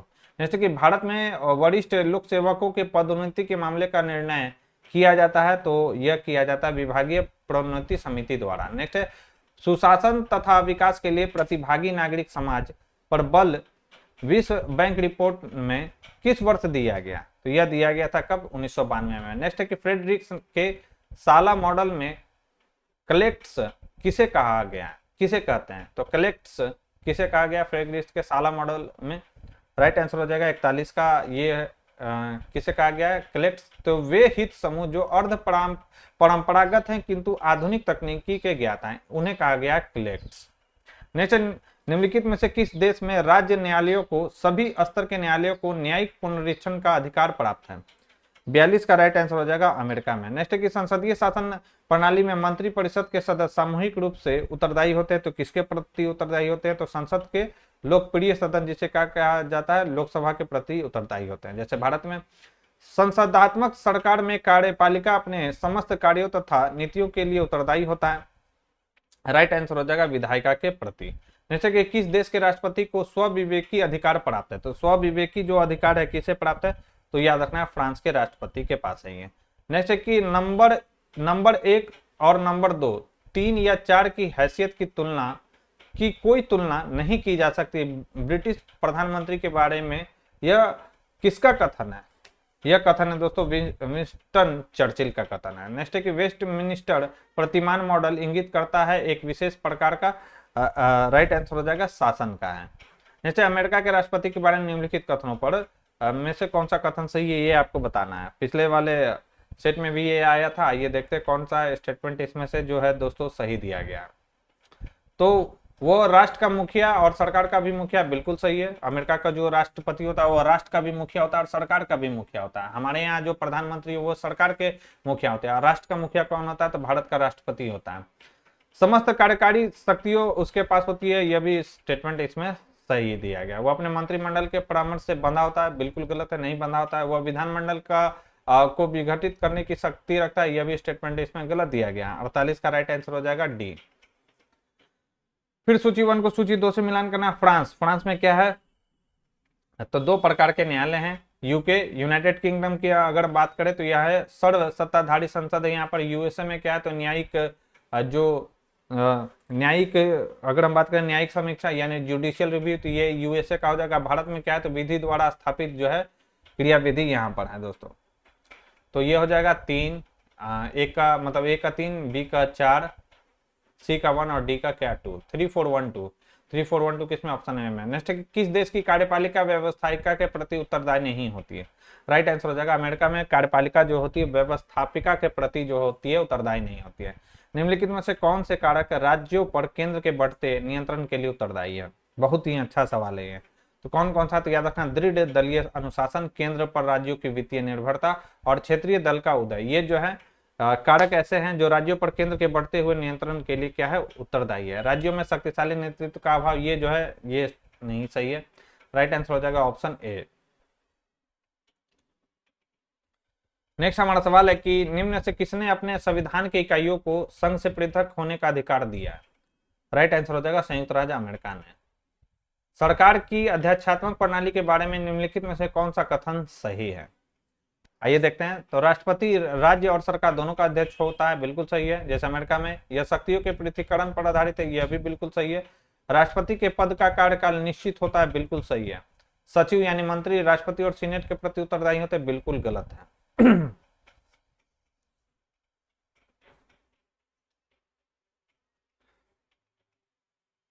राइट आंसर हो जाएगा ऑप्शन ए। नेक्स्ट है कि संसदीय व्यवस्था की विशेषता निम्नलिखित में से कौन सा नहीं है। संसदीय शासन प्रणाली की विशेषता कौन सा नहीं है, आपको ये बताना है। तो सरकार का स्थिर कार्यकाल, ये संसदीय सरकार की विशेषता नहीं है, जबकि सामूहिक उत्तरदायित्व, विधायिका और कार्यपालिका के बीच घनिष्ठ संबंध होता है इसमें, और जो कार्यपालिका जो होता है विधायिका के प्रति उत्तरदायी भी होता है। प्रधानमंत्री का नेतृत्व होता है, यह भी स्टेटमेंट सही दिया गया है। नेक्स्ट, किसने संघात्मक सरकार की परिभाषा इस प्रकार दी। एक संघात्मक राज्य एक ऐसे राजनीतिक उपाय के अतिरिक्त कुछ नहीं है जिसका उद्देश्य राष्ट्रीय एकता तथा राज्य के अधिकारों में मेल रखना है। राइट आंसर हो जाएगा 55 का। राइट आंसर क्या दे रहा है दोस्तों, 55 का राइट आंसर इस बुक में दे रहा है, यह कहा था एवी डाइसी ने। नेक्स्ट है, निम्नलिखित में से कौन सी सरकार सामूहिक उत्तरदायित्व के सिद्धांत पर कार्य करती है। तो सामूहिक उत्तरदायित्व के सिद्धांत पर कार्य करता है संसदात्मक शासन व्यवस्था।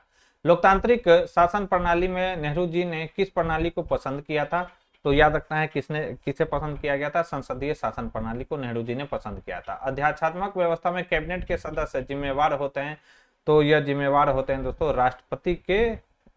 यह जिम्मेदार किसके प्रति होते हैं दोस्तों, याद रखना है यह जिम्मेदार होते हैं राष्ट्रपति के प्रति। राइट आंसर क्या हो जाएगा, 58 का राइट आंसर ऑप्शन ए होगा। नेक्स्ट, निम्न में से कौन सी एक अध्यक्षात्मक शासन की विशेषताएं हैं।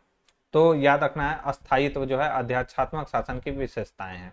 नेक्स्ट, निम्नलिखित में से किन देशों में एकात्मक शासन व्यवस्था विद्यमान है। तो एकात्मक शासन व्यवस्था विद्यमान है दोस्तों स्वीडन में, नॉर्वे में और फिनलैंड में, यानी इन तीनों में विद्यमान है। जर्मनी में जो है एकात्मक शासन व्यवस्था विद्यमान नहीं है। नेक्स्ट है कि एक संघीय प्रणाली में केंद्र सरकार को प्रदत्त शक्तियों की गणना संविधान करता है, तथापि कुछ निहित शक्तियां भी होती है। निहित शक्तियों का सिद्धांत किसके द्वारा प्रतिपादित किया गया था। यह प्रतिपादित जो किया गया था, याद रखना है अमेरिकी सर्वोच्च न्यायालय द्वारा प्रतिपादित किया गया था। सूची 1 को सूची 2 से मिलान करना, सरकार का स्वरूप है और अनिवार्य विशेषता। मंत्रिमंडलीय सरकार यानी जहां कैबिनेट गवर्नमेंट होता है उसकी क्या विशेषता है, यह सवाल पूछा जा रहा है। तो इसमें जो होता है सामूहिक उत्तरदायित्व होता है, जैसे भारत में। प्रेसिडेंशियल गवर्नमेंट में क्या होता है, तो यहाँ प्रेसिडेंशियल गवर्नमेंट में शक्तियों का क्या होता है, शक्तियों का वियोजन यानी सेपरेशन ऑफ पावर देखने को मिलता है। अगर हम बात करें फेडरल गवर्नमेंट का यानी संघात्मक व्यवस्था की अगर बात करें तो इसमें क्या हो जाएगा, शक्तियों का विभाजन होता है यानी डिवीजन ऑफ पावर्स होता है। और यूनिटरी गवर्नमेंट की बात करें एकात्मक सरकार में, तो यहाँ क्या होता है कंसंट्रेशन ऑफ पावर यानी शक्तियों का केंद्रीकरण होता है। तो ए का 2 हो जाएगा, बी का 1, सी का 4 और डी का क्या हो जाएगा 3। तो 2, 1, 4, 3 इसका राइट आंसर हो जाएगा ऑप्शन बी। जैसे कि एक राजनीतिक व्यवस्था में मांगों के अधिभार का कारण क्या है। तो एक राजनीतिक व्यवस्था में मांगों के अधिभार का कारण दोस्तों क्या है, तो मांग की संख्या बहुत बढ़ जाती है इसमें, और मांगों की संख्या कम होते हुए भी उनका दबाव बढ़ जाता है, यह है दोस्तों इसका रीजन। राइट आंसर हो जाएगा ऑप्शन सी। नेक्स्ट कि टैलकॉट पार्सन्स के अनुसार एक व्यक्ति केवल 3 माध्यमों से राजनीतिक व्यवस्था में क्रियाशील होने के लिए स्वयं को तैयार करता है। निम्न में से कौन सा एक मत सही नहीं है। राइट आंसर हो जाएगा प्रशिक्षण के माध्यम से। ये मतलब यहाँ पर जो है टेलकॉट क्या बता रहे हैं पर्सन कि एक व्यक्ति जो है केवल 3 माध्यमों से राजनीतिक व्यवस्था में क्रियाशील होने के लिए स्वयं को तैयार करता है, प्रशिक्षण के माध्यम से इसमें उन्होंने यह नहीं माना है। किसको माना है? तो व्यक्तिनिष्ठ हितों के माध्यम से, सहभागिता के माध्यम से और अपनी राजनीतिक आस्थाओं के माध्यम से वो पहुंच सकता है। प्रशिक्षण के माध्यम से राजनीति में वो भाग नहीं ले सकता। जैसे कि an introduction to comparative government के लेखक कौन है? तो इसके लेखक कौन है, आपसे ये सवाल पूछा गया। राइट आंसर हो जाएगा जीन ब्लोंडेल जो है an introduction to comparative government के लेखक है। इंपॉर्टेंट है ये बुक।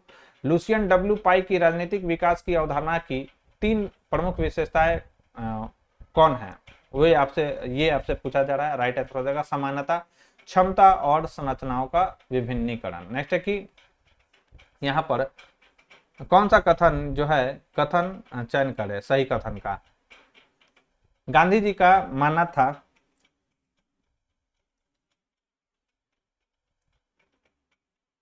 मानना था कि धर्म को राजनीति से अलग ही रखना चाहिए। ये नहीं था। हम लोगों ने प्रैक्टिस सेट नंबर 1 में देखा था क्या कि धर्म को राजनीति से अलग करने की वकालत गांधी जी ने नहीं की थी। धर्म से राजनीति, गांधी जी का मतलब किसी विशेष धर्म से न होकर नैतिक मूल्यों से था। बिल्कुल सही है। गांधी जी का मानना था कि राजनीतिक धर्म द्वारा स्थापित मूल्यों से निर्देशित होगा जो उसमें अस्थिरता आ सकती है। यह भी स्टेटमेंट ऐसा कुछ नहीं था। गांधी जी कहा करते थे कि धर्म को कभी राजनीति से अलग नहीं किया जा सकता। यह स्टेटमेंट सही है। राइट आंसर हो जाएगा बी और डी ही केवल सही है। निम्नलिखित में से किस देश में सार्वजनिक जीवन में महिलाओं की भागीदारी सबसे कम है? 68 का राइट आंसर हो जाएगा चीन में। नेक्स्ट है निम्नलिखित में से कौन सा कारक भारत में सांप्रदायिकता के लिए उत्तरदायी है? तो भारत में सांप्रदायिकता के लिए उत्तरदायी कौन सा है? तो अंग्रेजों की फूट डालो और राज करो की नीति, ये तो था ही। विभाजनकारी राजनीति, बिल्कुल सही है। तुष्टिकरण की राजनीति, यह भी है दोस्तों। राइट आंसर हो जाएगा ऑप्शन डी। सूची 1 को सूची 2 से मिलान करना। आइए एक एक कर हम लोग मिलान करते हैं, कौन सा इसमें आंसर परफेक्ट होगा। तो रजनी कोठारी, तो यह जो थी कांग्रेस व्यवस्था। पॉल ब्रास किससे थे? तो कांग्रेस संगठन का विघटन। योगेंद्र यादव, तृतीय निर्वाचन व्यवस्था, इसका हो जाएगा। जेम्स मेनर जो थे लोकतांत्रिक और पतन, और सुहास पलसीकर, तो इन्होंने क्या लिखा था? तो उत्तर कांग्रेस पॉलिटी। ये मतलब आप कह सकते हैं बुक शायद ये लिखा है। तो ए का तो 4 हो जाएगा, ठीक है। बी का क्या होगा? बी का 5 हो जाएगा, सी का 1 हो जाएगा, डी का 2 और इसका 3। तो 4 5 1 2 3, 4 5 1 2 3 किसमें? ऑप्शन सी में। नेक्स्ट निम्नलिखित में से किसने कहा था कि वर्तमान समाज के संदर्भ में जाति प्रणाली एवं इसके साथ जो कुछ भी है वे असंगत, प्रतिक्रियावादी और प्रतिबंधात्मक और प्रगति में बाधाएं हैं?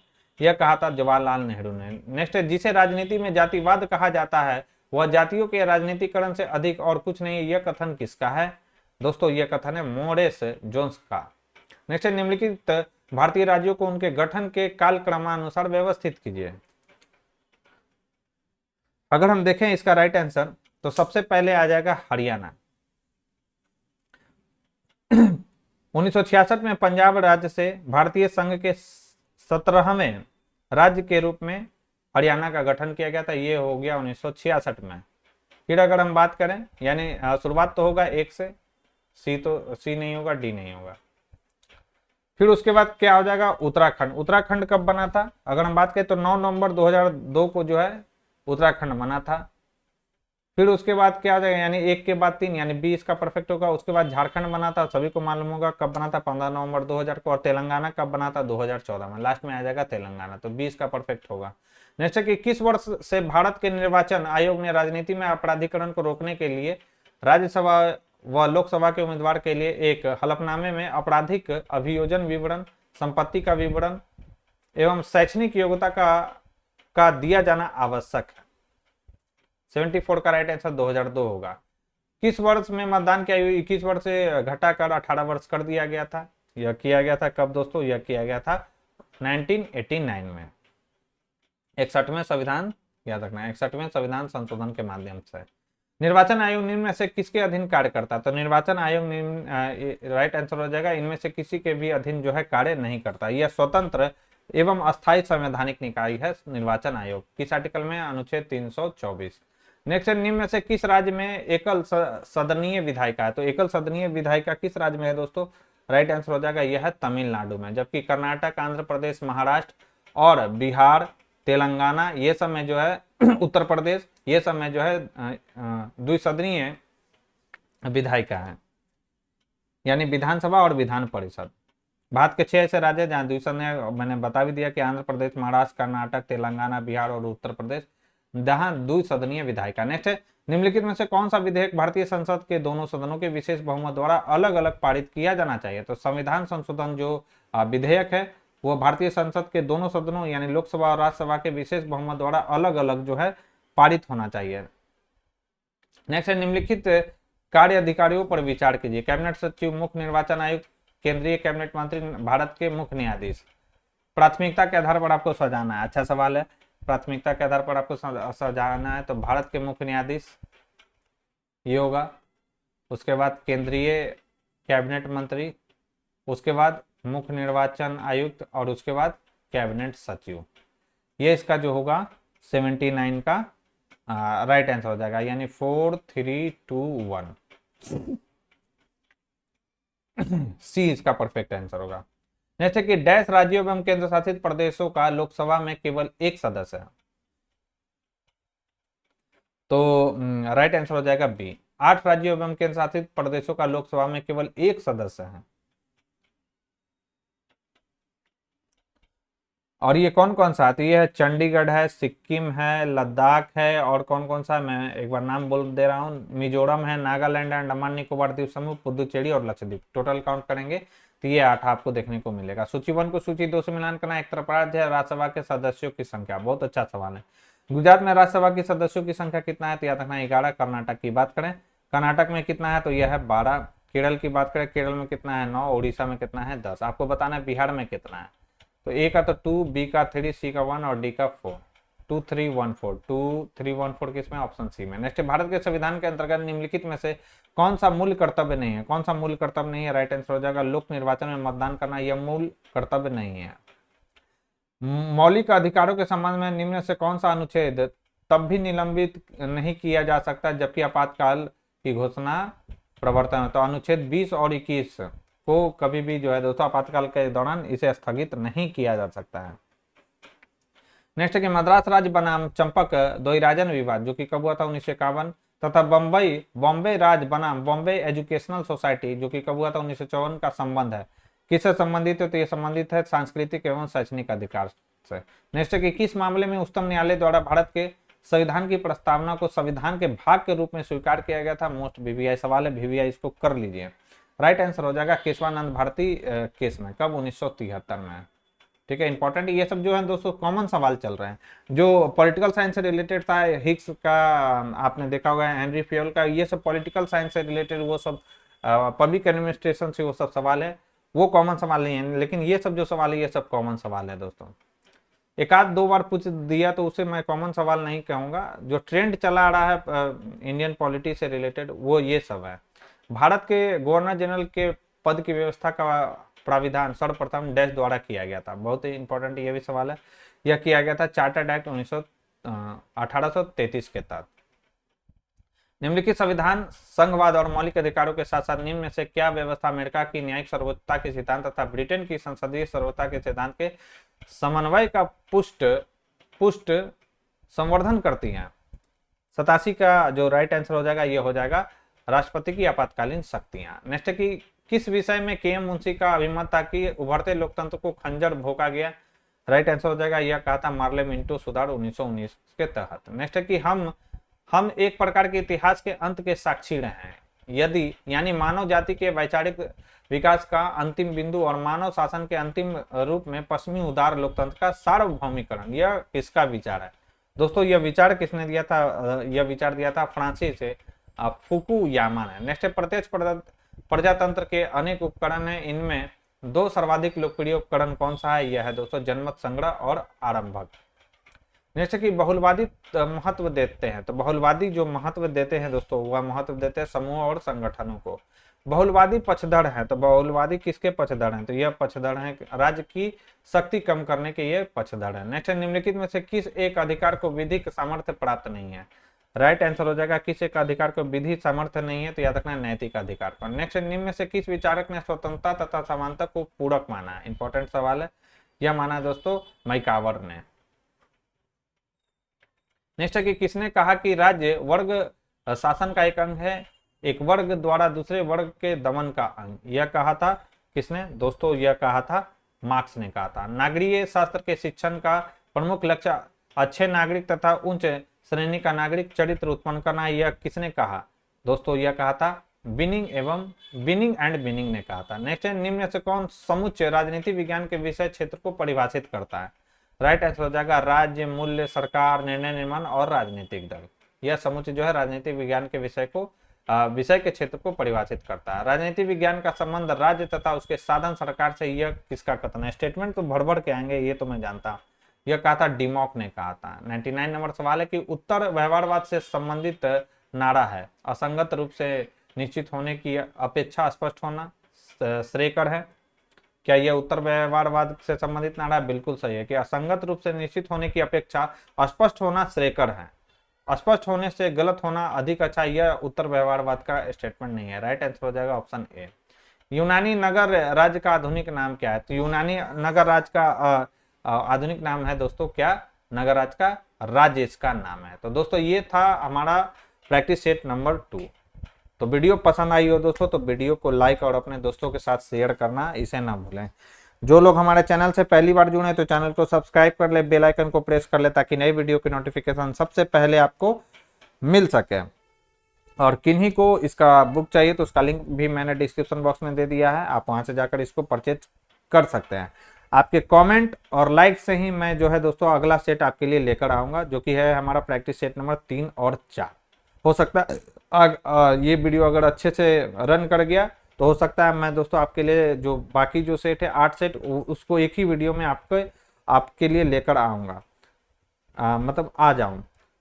ठीक है, तो आपका कमेंट और लाइक ही मुझे बता देगा कि ये वीडियो आपको कितना पसंद आ रहा है या नहीं आ रहा है। ज़्यादा से ज़्यादा जिनका कमेंट रहेगा, ज़्यादा से ज़्यादा लाइक रहेगा, तो अगला वीडियो मैं पूरा आपके लिए मैराथन ही लेकर इसका आ जाऊंगा। नहीं तो अगले वीडियो में हम जो 2 सेट बचा हुआ है और मतलब 2 अगला जो सेट है प्रैक्टिस सेट नंबर 3 और 4 उसी को मैं केवल कवर करूंगा।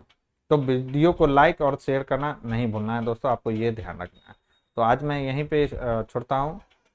Thank you.